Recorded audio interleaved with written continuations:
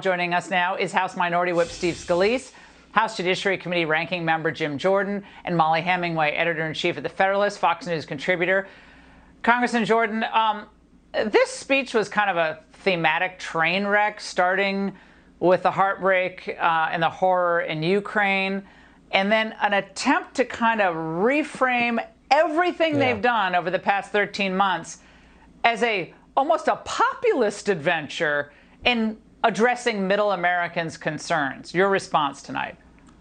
Well, yeah, and it was also nonsensical. When he said he was going to secure the border, I mean, this is after a year of intentionally not securing the border, allowing 2 million illegals to cross, not finishing the wall, not keeping the Remain in Mexico policy. It made so many parts of it made no sense.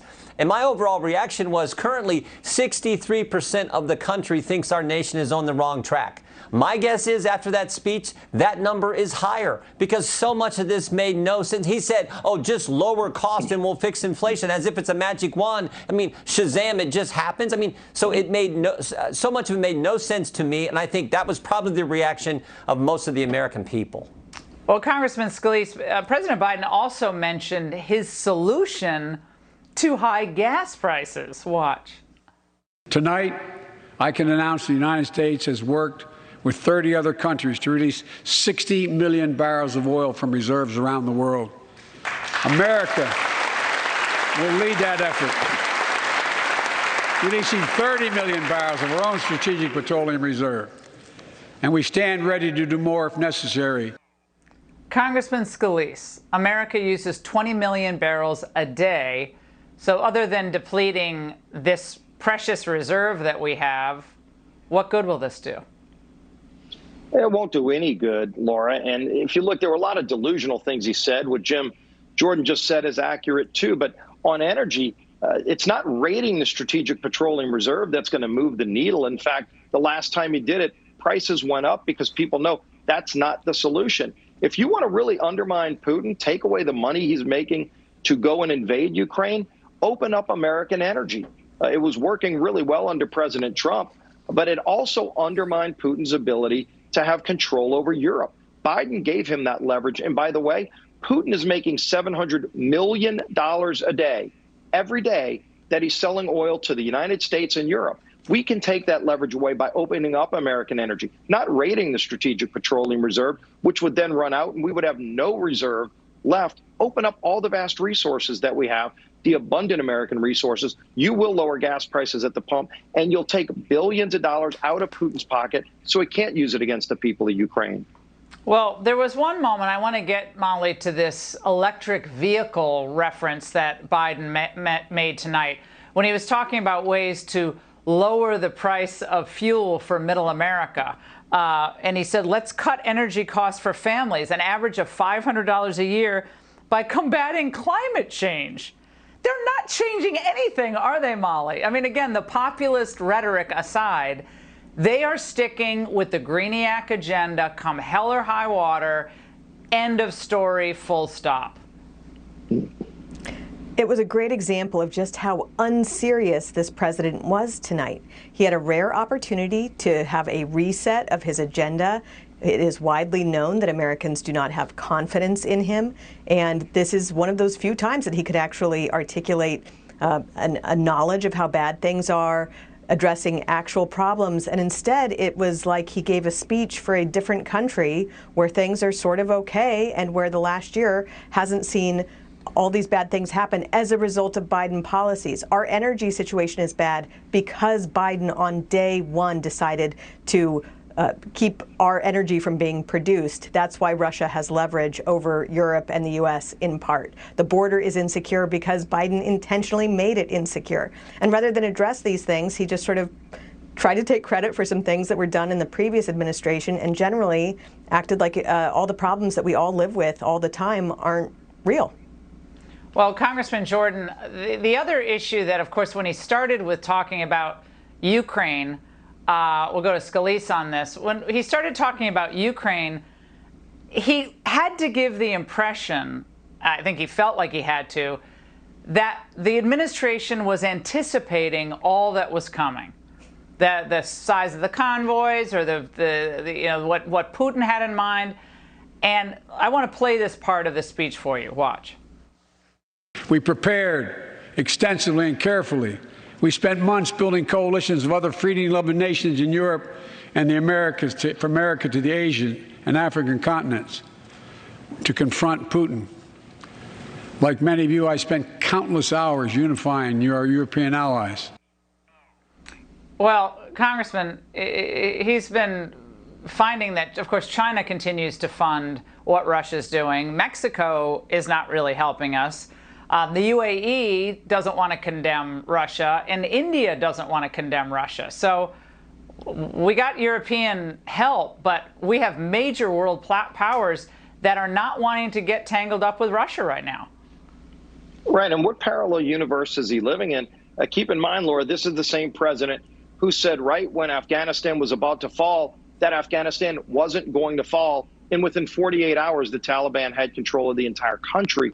But if you look at what happened in Ukraine, months ago, the Ukraine government was asking America for help with surface-to-air missiles, for example. That was one of the things that they asked for months ago. Joe Biden said no.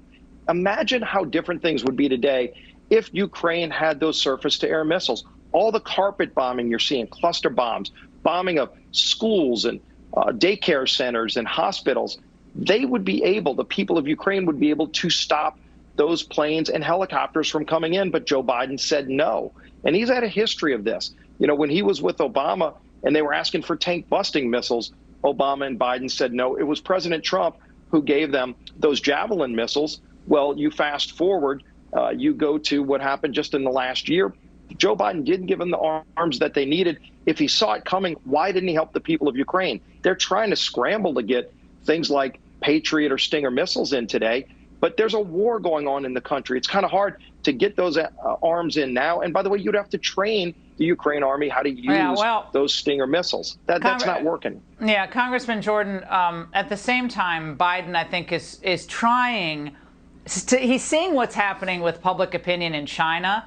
So he's trying also to play tough guy with President Xi. Watch. I've told Xi Jinping it's never been a good bet to bet against the American people. We'll create good jobs for millions of Americans, modernizing roads, airports, ports, waterways, all across America. And we'll do it to withstand the devastating effects of climate change and promote environmental justice.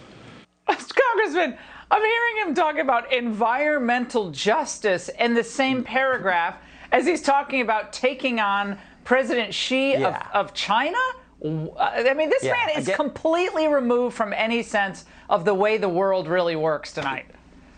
No, exactly. And even if he wanted to do the right thing, as Molly said, even if he wanted to reset, even if he wanted to do the right energy policy, his party won't let him. The left controls the Democrat Party. I sat in a committee hearing a few months ago. Democrat member Ro Khanna, with the CEOs of all the major oil and gas companies, badgered every single witness and said, will you pledge today to decrease production? And I looked at him, I said, what do you want? $8 gasoline? And the truth is, Laura, they do. They are committed to this crazy agenda. The good news is the American people see through it.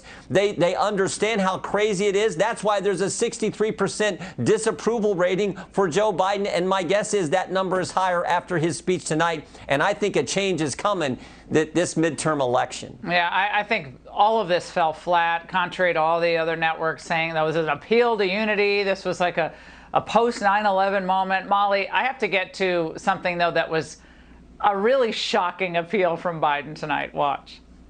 To stop looking at COVID as a partisan dividing line. See it for what it is, a god-awful disease.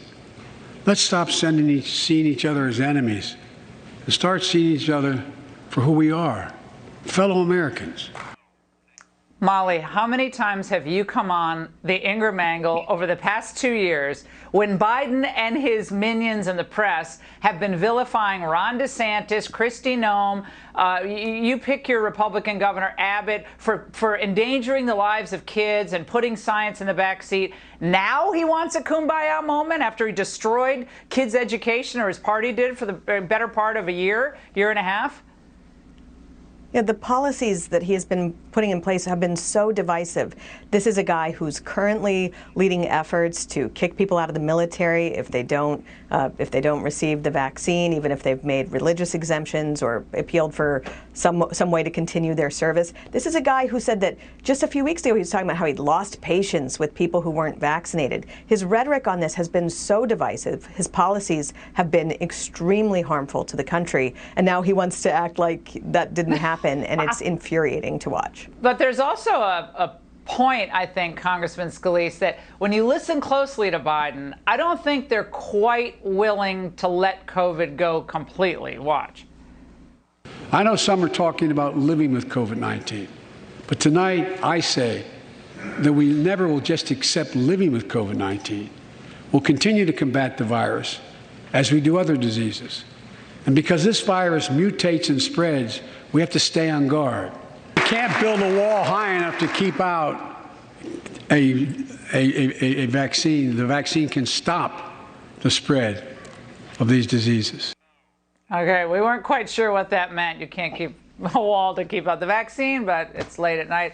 Congressman Scalise, it sounds like, they want to keep that, card in their back pocket to be able to drop down on masks again or closing for the next variant because the first shutdowns worked out so well for the country. Or maybe just before the midterm elections and have mail-in voting. I mean, that's the cynical way of looking at what he just said.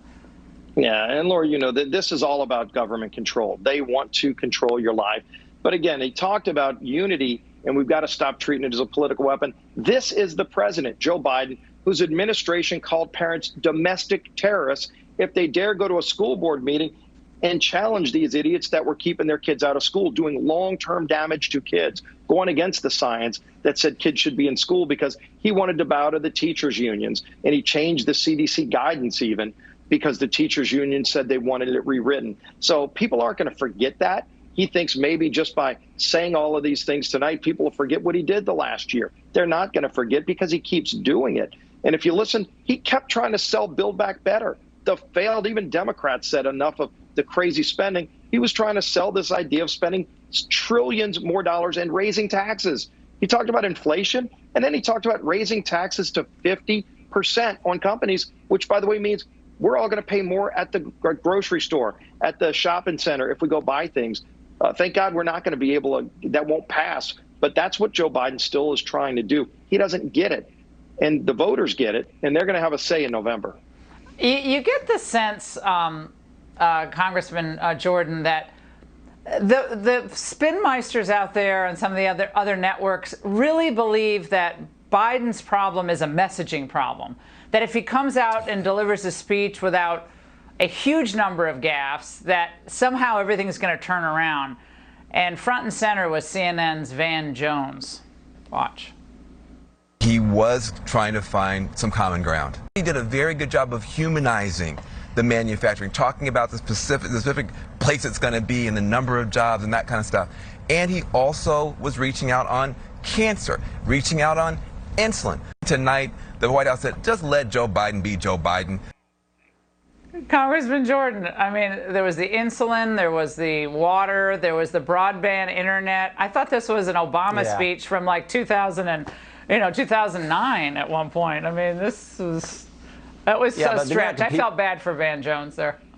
Yeah. The American people understand the facts. We went from a secure border to chaos. We went from stable prices to record inflation. We went from safe streets to record level of crime. We went from energy independence to the president begging OPEC to increase production. And those energy decisions that he made over the last year have contributed to this terrible situation unfolding in Ukraine. And that doesn't even get into what they've done to our First Amendment liberties via COVID. So that's what the American people see. They see the truth. They see the facts. And as Steve just said, I think a change is coming this November. Molly, apparently certain Democrats, after watching tonight, were not all that happy, or maybe this was all part of the rebranding plan for them not to be happy. Check it out. It definitely was a lost opportunity because the entire country does support, there is profound bipartisan support to a a long-term shift away from fossil fuels. We shouldn't be reliant on fossil fuels to begin with, and that would really solve a lot of these issues. So, I think that there was a lot more to be desired there. Molly, they were trying to sweep old AOC and company under the rug tonight, but they're still driving a lot of the policy, especially on energy. But she tried to pretend she was really disappointed in the speech.